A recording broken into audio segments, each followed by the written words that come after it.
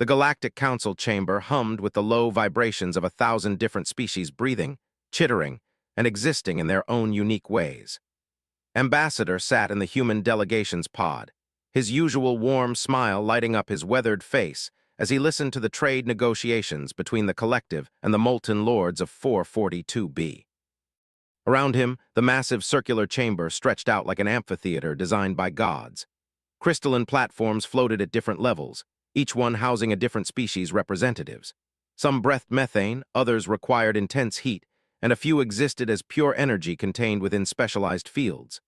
The air itself was a carefully balanced mixture that could sustain most carbon-based life forms, while specialized atmospheric pockets catered to the more exotic delegates. Had been the human representative for 12 standard years now, ever since humanity had been granted junior membership in the Council. He was known throughout the galaxy for his infectious optimism, his ability to find common ground between warring species, and his genuine belief that every problem had a peaceful solution. They called him the Smiling Mediator, while the Crystalline had composed entire symphonies about his diplomatic successes. Today felt different, though. Couldn't quite put his finger on it, but there was an undercurrent of tension that made his skin crawl. The usual diplomatic chatter seemed forced, and several delegations kept glancing toward the human pod with expressions he couldn't quite read. "Ambassador," a melodious voice called out from the central dais. High Counselor, a tall, ethereal being with translucent blue skin and 4 arms, gestured for to approach. "The Council requests your input on a matter of some delicacy." Rose smoothly, his smile never wavering as he activated his pod's mobility system and glided down toward the speaker's circle.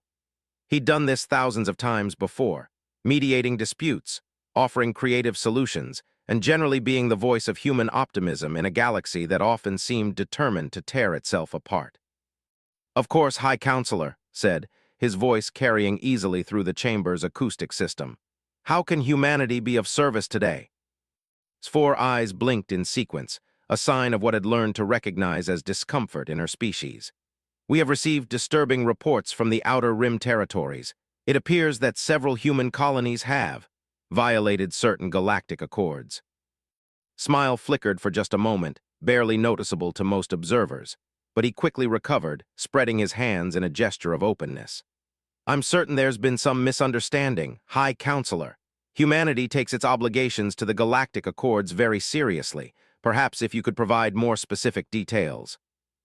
A new voice cut through the chamber, harsh and guttural. Ambassador of the Hegemony, a massive reptilian creature with hide and cybernetic implants, leaned forward in his pod. "The misunderstanding is yours, human. Your species has established illegal mining operations on 17 worlds in the Tau sector, worlds that were specifically designated as protected territories under Accord 847b. The chamber fell silent, felt a cold knot forming in his stomach, but his diplomatic training kept his expression neutral. "Ambassador, I can assure you that humanity would never knowingly violate territorial agreements. If there are human operations in protected space, they must be unauthorized. We'll launch an immediate investigation and—" "Investigation?" His laugh was like grinding metal. "We've already investigated, human. Your unauthorized operations are being run by Dyne Corporation, which last time I checked was headquartered on Earth and fully registered with your United Earth government." Smile faded slightly. Dyne was indeed a major Earth-based corporation, and while they operated with significant autonomy, the idea that they would establish illegal mining operations without government oversight seemed unlikely. "If that's true, then we'll take immediate action to shut down any illegal operations and compensate affected parties. Humanity stands by its word." High Counselor's translucent features seemed to shimmer with distress. "Ambassador, there's more. The mining operations aren't just illegal because of territorial violations. The 17 worlds in question were inhabited, were being the operative term." The words hit like a physical blow. His smile disappeared entirely as the implications sank in. "Inhabited? Are you saying that civilian populations were displaced?" "Displaced is a gentle word for what happened," came another voice from across the chamber. Ambassador of the Pacifica Federation, usually one of humanity's strongest allies, spoke with obvious disgust. 17 worlds, Ambassador. 17 entire ecosystems. The colonies on 1649C had been developing their crystal gardens for 8,000 years. The atmospheric processors your corporation deployed turned their entire civilization to ash in a matter of days. Felt the color drain from his face. They were one of the galaxy's most peaceful species, artists and philosophers who had never engaged in warfare and possessed no military technology. Their crystal gardens were considered one of the wonders of the galaxy, living artworks that took to grow to maturity. The gentle herders of 128b, continued Ambassador, her aquatic features rippling with emotion. A species that achieved sentience through collective consciousness, spending their entire evolutionary history learning to nurture rather than destroy.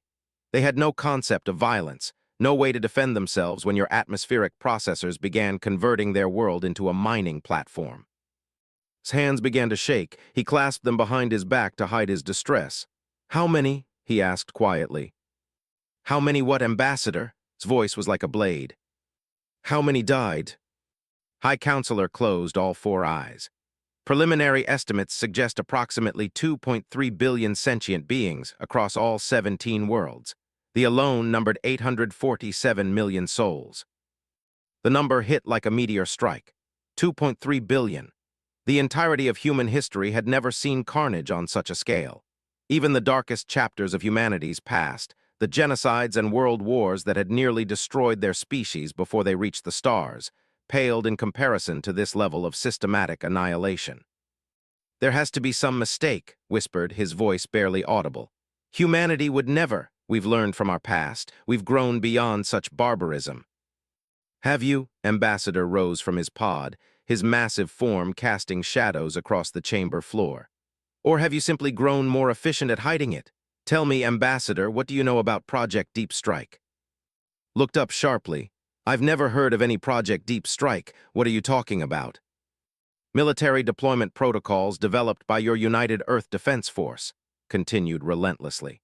"Specifications for rapid planetary pacification using atmospheric conversion technology, the exact same technology used on those 17 worlds." "That's impossible," said, but even as the words left his mouth, he felt the foundation of his beliefs beginning to crack. "Earth's military is strictly defensive. We haven't engaged in offensive operations in over 50 years. "Haven't you?" High Counselor activated the chamber's central holographic display. Images began to appear in the air above them, detailed scans of military installations, troop movements, and industrial operations. "These are real-time intelligence reports from across human space, Ambassador. Your species has been conducting massive military buildup operations for the past 7 years.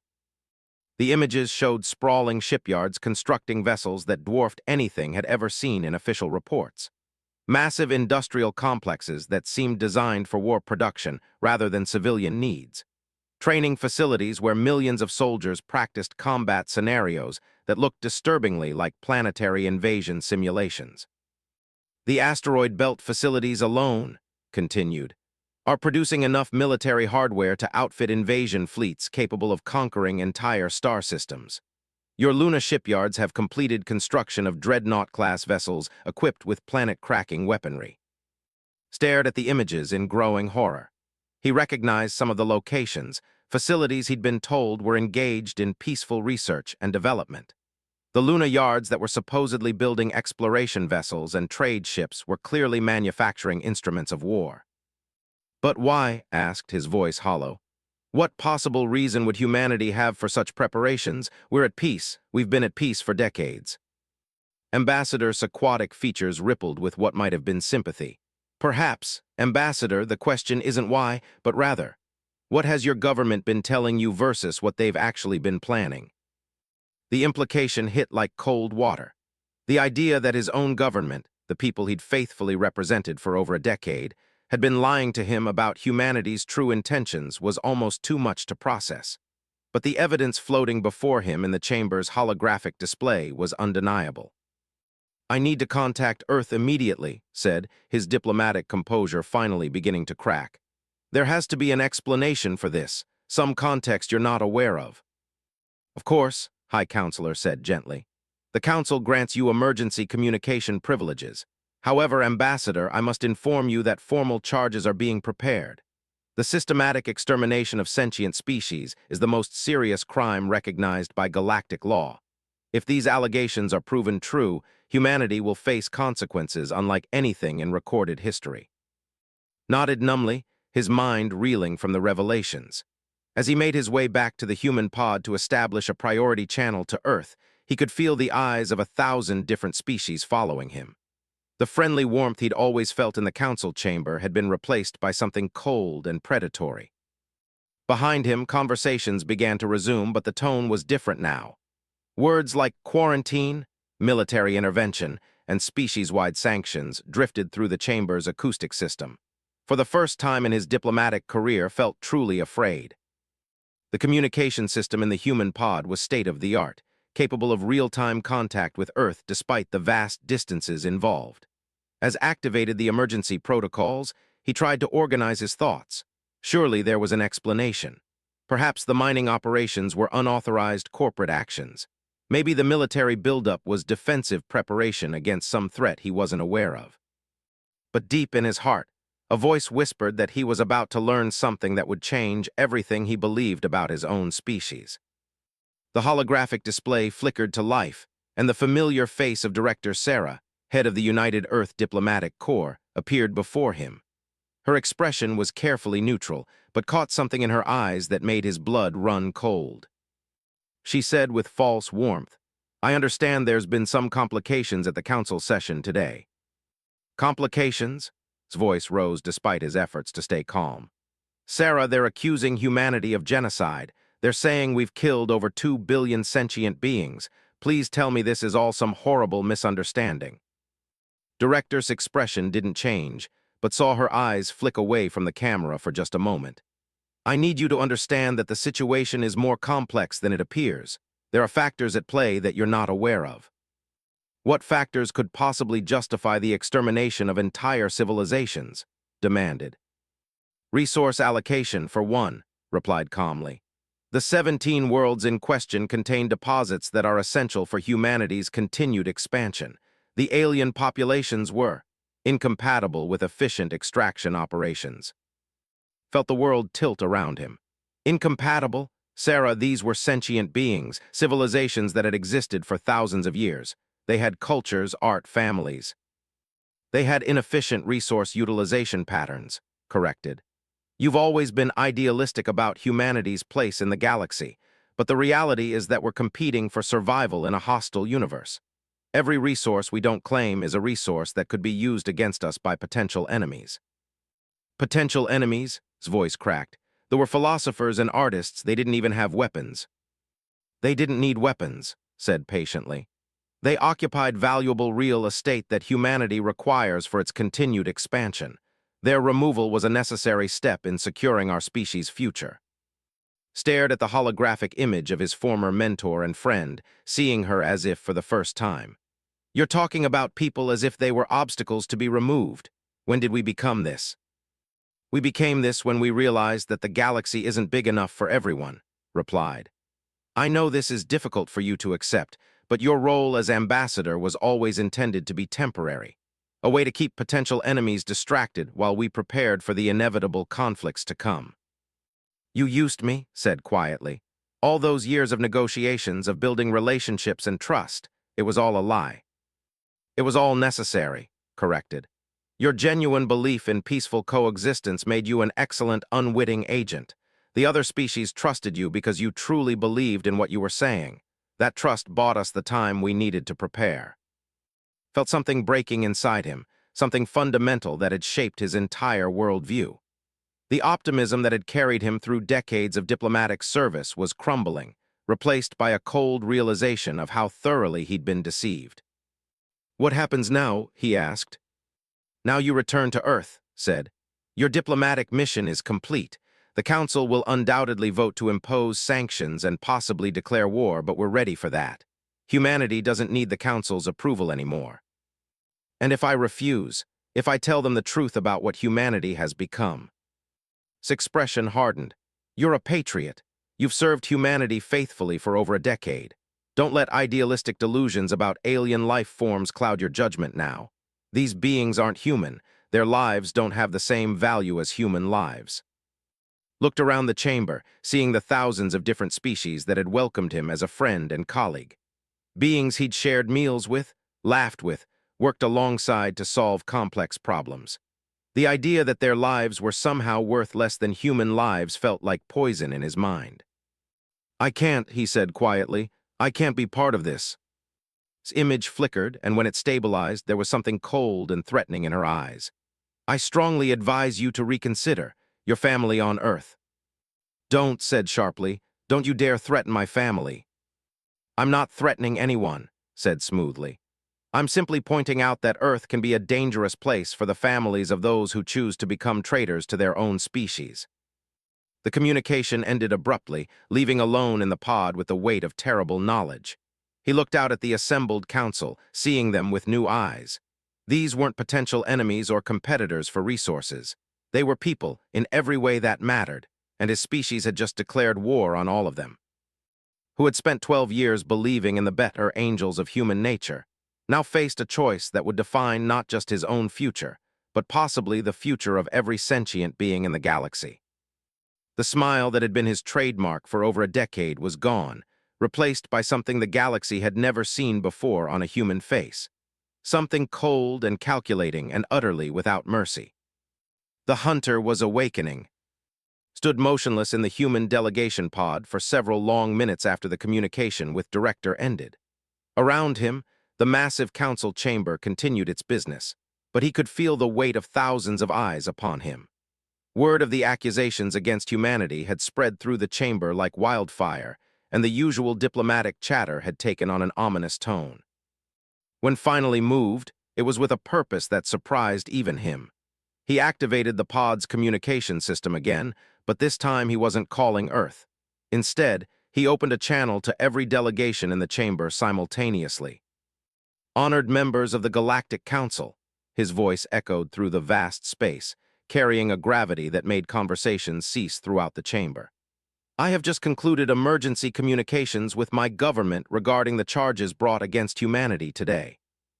High Counselor turned toward him, her 4 eyes reflecting cautious hope. "Ambassador, we trust that Earth has provided an explanation for these troubling events." Was quiet for a moment, and when he spoke again, his voice carried none of the warmth and optimism that had defined his diplomatic career. "They have indeed provided an explanation. Earth's leadership has confirmed that every allegation brought before this council today is accurate." A collective gasp rippled through the chamber. Even species that didn't breathe made sounds of shock and dismay. Ambassador leaned forward in his pod, his features showing surprise at its directness. "Furthermore," continued, his voice growing colder, "I have been informed that my role as ambassador was never intended to represent humanity's true intentions. For 12 years, I have been an unwitting instrument of deception, designed to keep this council distracted while humanity prepared for what they term inevitable conflicts." The chamber erupted in chaos. Delegates from 100 different species began shouting questions, demands, and accusations. The sophisticated translation systems struggled to keep up with the volume of different languages being spoken simultaneously. High Counselor activated the chamber's harmonic system, sending out a subsonic pulse that gradually restored order. "Ambassador," she said carefully, "are you saying that humanity has been planning aggressive actions against Council member species for over a decade?" "I'm saying that the organization I represented for 12 years has revealed itself to be something I no longer recognize," replied. "The humanity I believed in, the humanity I spoke for in this chamber, may never have existed at all." Stepped forward in his pod, and for the first time in his diplomatic career, he felt the full weight of what it meant to stand alone against the galaxy. "High Counselor, I formally request political asylum from the Galactic Council." The chamber fell completely silent. The request for asylum from a species' own representative was unprecedented in council history.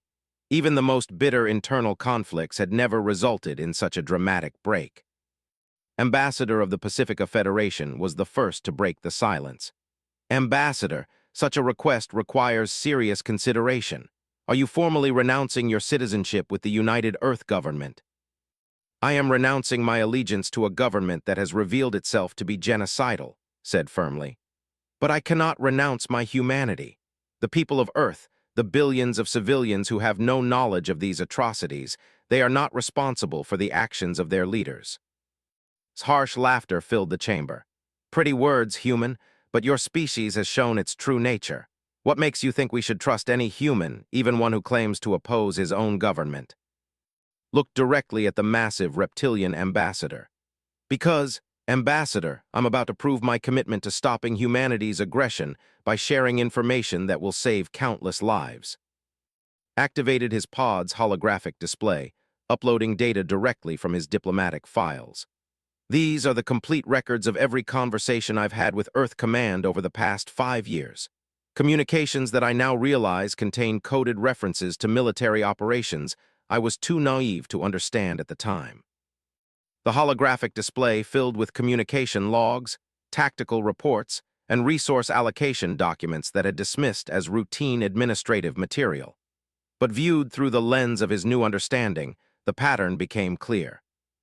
Operation Quiet Thunder, explained, highlighting specific documents. What I was told was a deep space exploration initiative is actually a systematic survey of inhabited worlds beyond Council space.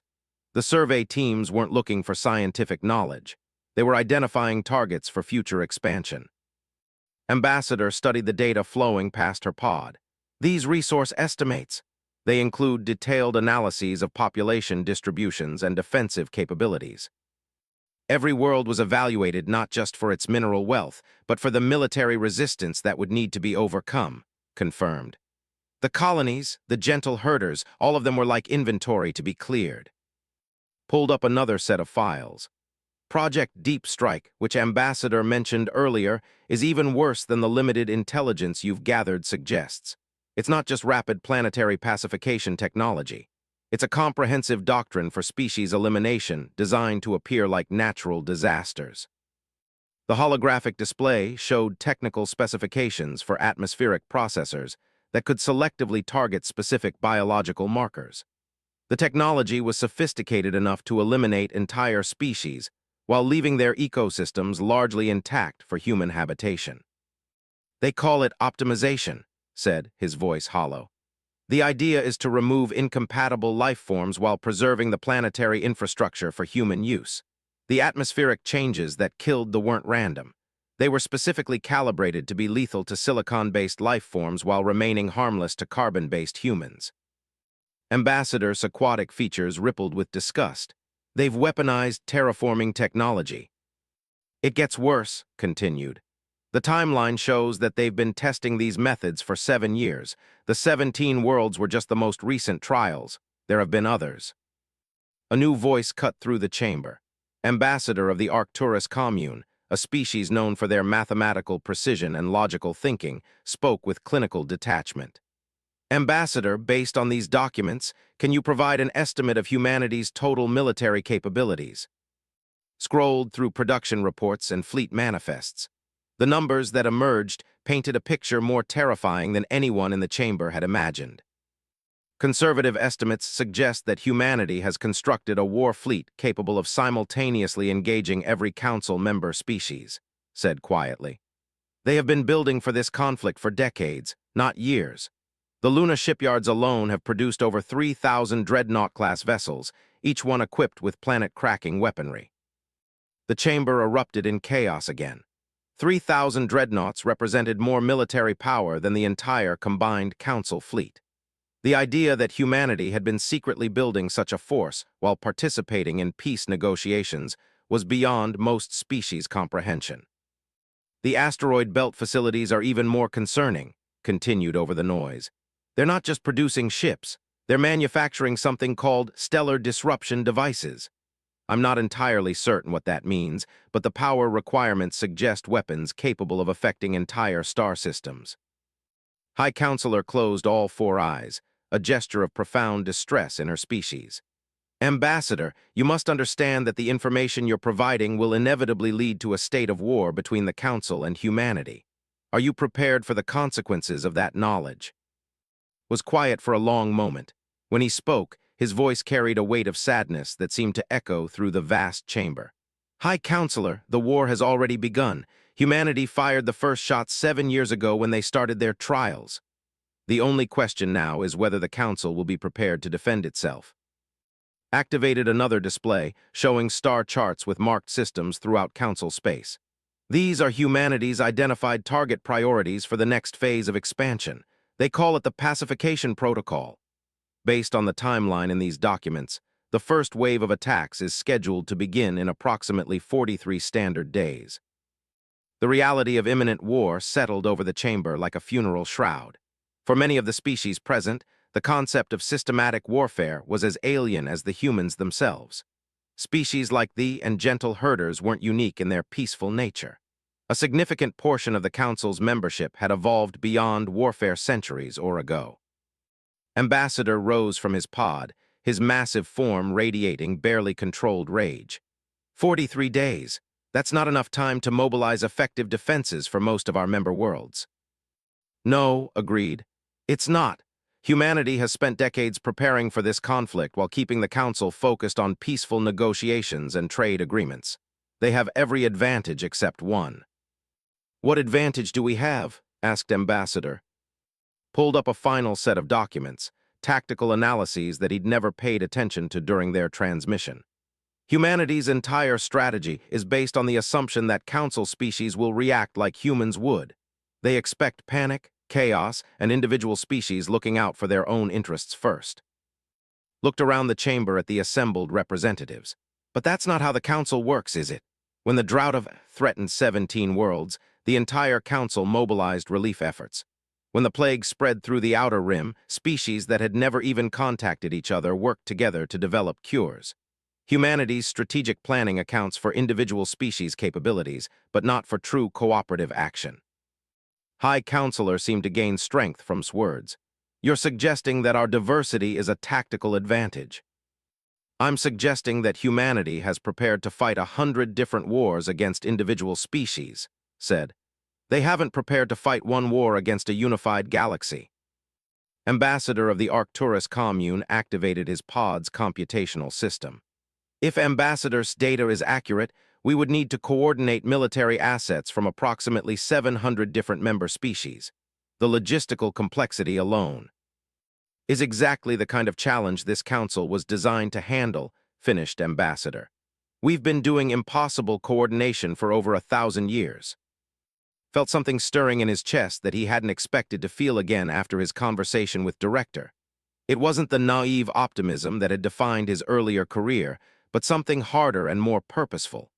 Hope tempered by knowledge, determination forged in betrayal. There's something else, said, pulling up communication protocols from his diplomatic files. Humanity's command structure assumes that their representatives in Council space will continue to provide intelligence on defensive preparations. They don't know that I've shared this information with you. Began typing rapidly on his pod's interface. I can maintain the illusion that I'm still cooperating with Earth Command. I can feed them false information about Council defensive preparations, buy time for real preparations to take place. The implications of what was suggesting settled over the chamber. He was proposing to become a double agent against his own species, risking not just his life, but potentially the lives of his family on Earth. Ambassador studied with new respect. Human, what you're proposing is treason by any definition. Your government will kill you if they discover your deception. Ambassador, said quietly, my government has already killed me. The who believed in peaceful coexistence died in this chamber today. What you see now is someone with nothing left to lose except the chance to prevent genocide on a galactic scale. High Counselor made a gesture of formal recognition. The Council acknowledges Ambassador's request for asylum. Furthermore, we accept his offer of continued intelligence cooperation, with the understanding that his safety cannot be guaranteed. Nodded, I understand the risks, but I also understand what will happen if humanity's expansion continues unchecked. The 17 worlds were just practice. Their real target list includes every major population center in Council space. As the chamber began to buzz with urgent conversations about defensive preparations and military coordination, found himself standing at the center of a transformation that would reshape the galaxy. The naive diplomat who had entered the chamber that morning was gone, replaced by something harder and more dangerous. But the real transformation wasn't in. It was in the Council itself. For the first time in its 1,000-year history, the Galactic Council was preparing for war. Not the small conflicts and territorial disputes that had occasionally required intervention, but total war against a species that had revealed itself to be an existential threat to every other form of intelligent life in the galaxy. The hunter that had awakened in was just the beginning. Soon, 1,000 different species would remember what it meant to fight for survival. And humanity, despite all their preparation and technological advantages, was about to discover what happened when they tried to hunt an entire galaxy. The war that would determine the future of the cosmos had begun, and it would be fought not just with weapons and ships, but with the kind of cooperation and determination that humanity had never learned to fear. Because they had never imagined that their prey might choose to hunt back. 38 days after its revelation to the Galactic Council, the Theta system erupted in violence that would reshape the galaxy's understanding of warfare itself. Admiral Sarah Mitchell stood on the bridge of the UES Retribution, humanity's and most powerful dreadnought, watching as her fleet of 200 vessels moved into attack formation around the peaceful mining worlds of the Republic. The operation was meant to be a simple demonstration of human superiority, a quick strike that would shatter Council morale and prove that resistance was futile. "Admiral," reported her tactical officer, "we're detecting significant defensive installations around the primary world, more than our intelligence suggested." Mitchell frowned at the sensor displays. According to their intelligence reports, provided through ambassadors' diplomatic channels, the world should have been virtually undefended. The blue-skinned, four-armed were known throughout the galaxy as miners and craftsmen, not warriors. "How significant?" Mitchell asked. "Approximately 3,000 defensive platforms in orbital positions, ma'am, and we're reading energy signatures consistent with military vessels approaching from the outer system." 3,000 platforms was impossible. Even if they had started building the moment they received warning about humanity's plans, they couldn't have constructed that many defensive positions in 38 days. The logistics alone would be staggering. "Admiral," another officer called out, "we're receiving incoming vessels on long-range sensors, multiple fleets converging on our position." Mitchell activated the main display, and what she saw made her blood run cold. Ships were emerging from hyperspace all around the Theta system. Not just vessels, but a coalition fleet representing dozens of different species. Crystalline ships from the collective, organic vessels from the mycelial networks, energy-based constructs from the photonic communion, and hundreds of designs she didn't recognize. "How many?" Mitchell asked quietly. "Initial count shows approximately 15,000 vessels, Admiral. More are still arriving." 15,000 ships.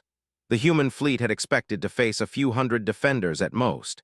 Instead, they were outnumbered 75-1 by a coalition that shouldn't have been able to coordinate effectively. "Admiral, we're being hailed," the communications officer reported. "The signal is coming from a Council diplomatic vessel." "On screen," Mitchell ordered. The face that appeared on the main viewer was one that every human military officer had been trained to recognize. Former ambassador, and now the galaxy's most wanted traitor, looked directly at Admiral Mitchell with eyes that held no trace of the warmth and optimism he'd once been known for. "Admiral Mitchell," said calmly, "I trust you're surprised by the reception committee we've prepared for you." Mitchell's jaw tightened. "You treacherous bastard, do you have any idea what you've done? You've doomed your own species." "Have I?" asked. "Or have I finally shown them what they really are? Admiral, I've been feeding your intelligence networks false information for over a month. Every defensive position you expected to find unguarded is actually a carefully prepared. Every weakness you thought you'd identified is actually a strength disguised as vulnerability." The magnitude of the deception hit Mitchell like a physical blow. If it had been providing false intelligence for over a month, then humanity's entire battle plan for the pacification protocol was based on fabricated information. "This is one system," Mitchell said, trying to project confidence she didn't feel. "Humanity has fleets attacking 17 different systems today. You can't have compromised all of them." Smiled, but it wasn't the warm expression that had made him famous throughout the galaxy.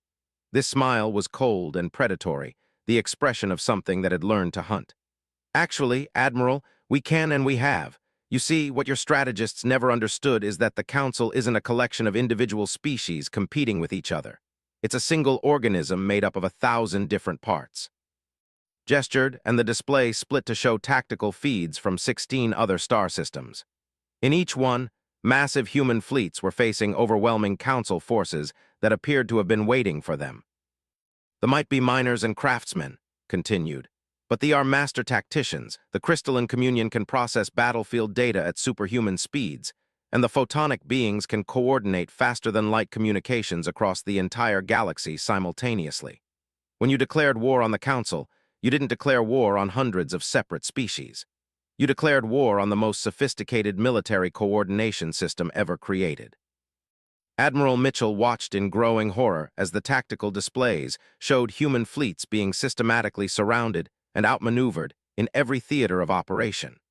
Ships that had been designed to be the most powerful weapons in human history were being disabled or destroyed by technologies they'd never encountered. "Impossible," she whispered. "Our intelligence showed that most Council species haven't engaged in warfare for centuries. They don't have the military technology to threaten our fleets." "You're right," agreed. "Most of them haven't engaged in warfare for centuries, but what you failed to understand is that they didn't stop developing military technology. They just stopped using it. The crystal ships you're facing right now use weapon systems that were theoretical when your species was still learning to make fire."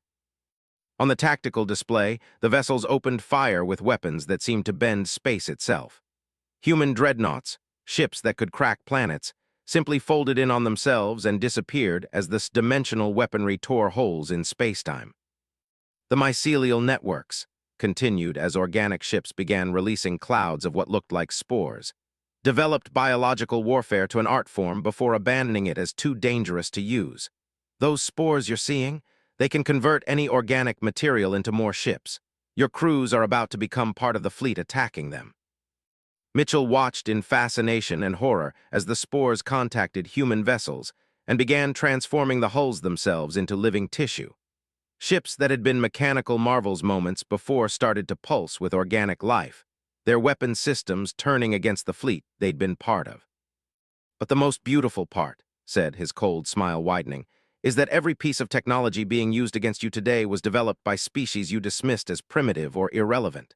The gentle herders you exterminated on 128B. They shared their collective consciousness research with the hive minds of before they died. Those hive minds have now linked with every Council ship in this battle space. Your opponents aren't just coordinated, Admiral. They're telepathically networked." The implications hit Mitchell like a sledgehammer. Fighting an enemy that could share thoughts and coordinate perfectly in real time was like fighting a single massive organism with thousands of different weapon systems. No human tactical doctrine had prepared for such an opponent. "Admiral," her tactical officer called out, panic creeping into his voice, "we're being targeted by weapons we can't identify, requesting permission to retreat." Mitchell looked at the tactical display showing her fleet being systematically dismantled by technologies that shouldn't have existed. "All ships, execute emergency jump protocols, full retreat."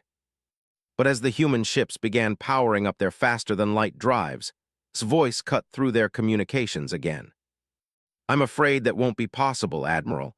You see, the photonic communion has something your scientists only theorized about. They can manipulate subspace itself. Your hyperspace drives won't function within this system until they allow it." The retreat order died in Mitchell's throat as her ship's navigation systems reported impossible readings. Subspace, the underlying foundation that made faster-than-light travel possible, had been somehow locked down around the entire star system. "What do you want?" Mitchell asked, desperation creeping into her voice. "Justice," replied simply. "You will surrender your fleet and submit to Council authority. Your crews will be treated as prisoners of war under galactic law, and you will provide complete intelligence on humanity's military capabilities and strategic plans." "And if we refuse?" His expression didn't change. "Then you'll share the fate of the 2.3 billion innocent beings your species murdered. The Council has learned from humanity's example, Admiral. Sometimes, mercy is a luxury that results in more suffering in the long run." Admiral Mitchell looked around her bridge at officers who had trained their entire careers for this moment. The moment when humanity would take its rightful place as the dominant species in the galaxy. Instead, they were faced with the prospect of becoming prisoners of the very civilizations they'd planned to subjugate.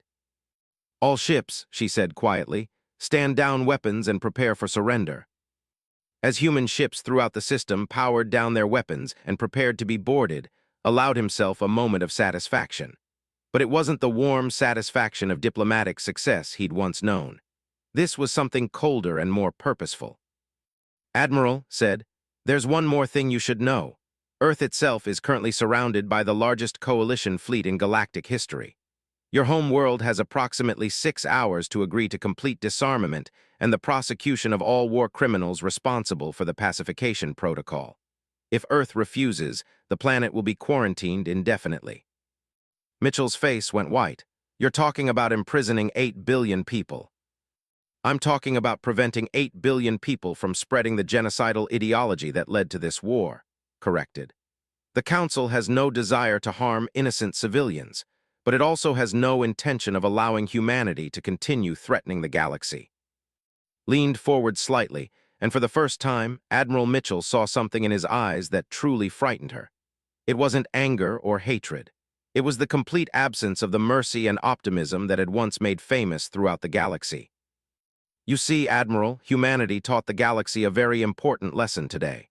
Sometimes, the only way to protect innocent life is to completely eliminate those who threaten it. Your species spent decades preparing to hunt every other form of intelligent life in the galaxy." Smile returned, cold and predatory. "You just never considered what would happen when your prey learned to hunt back." The transmission ended, leaving Admiral Mitchell alone with the wreckage of humanity's galactic ambitions. Around the Theta system, similar scenes were playing out as human fleets that had expected easy victories found themselves facing an enemy they had never imagined. On Earth, Director Sarah stood in the United Earth Government Situation Room, watching as report after report confirmed the complete failure of the pacification protocol.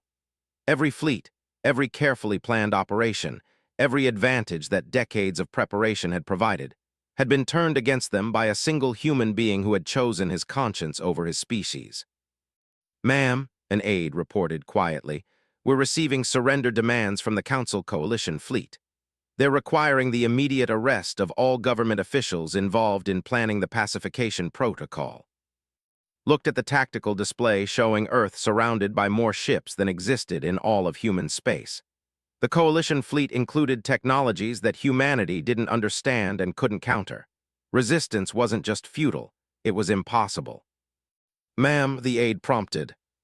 Closed her eyes, seeing the end of humanity's dreams of galactic domination. "Begin preparing surrender protocols, and someone get me a line to Ambassador. It seems we need to negotiate with a traitor." But was no longer a traitor to humanity. He had become something else entirely. Something that the galaxy had never seen before and would never see again. A human being who had learned to value life over loyalty, truth over comfort, and justice over the survival of his own species. The war was over before it had truly begun. And in its aftermath, the galaxy would rebuild with a new understanding of what it meant to face a true existential threat. But they would rebuild together, united by the knowledge that some threats could only be defeated through the kind of cooperation that transcended species, ideology, and the basic instinct for self-preservation. Humanity had taught them to hunt, but in the end, they had learned to hunt better than their teachers ever imagined possible. The smile that had disappeared from his face in the council chamber would never return. But in its place was something that would reshape the galaxy for generations to come. The knowledge that sometimes the greatest act of loyalty to one's species is the willingness to stand against them when they become something monstrous. The hunter had emerged, but it wasn't the one humanity had expected, and the galaxy would never be the same.